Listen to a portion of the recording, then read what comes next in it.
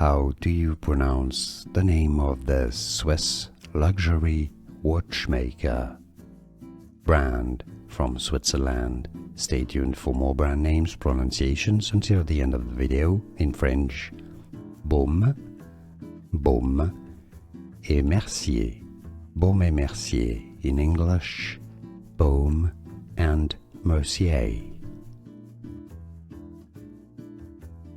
How do you pronounce the name of the Swiss luxury watchmaker brand from Switzerland? Stay tuned for more brand names pronunciations until the end of the video. In French, Baume, Baume et Mercier.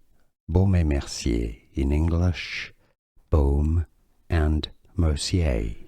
Here are more videos on how to pronounce more confusing words and names too many mispronounced. Like this video if you found it useful. I appreciate your support. I'll see you soon and thanks for watching.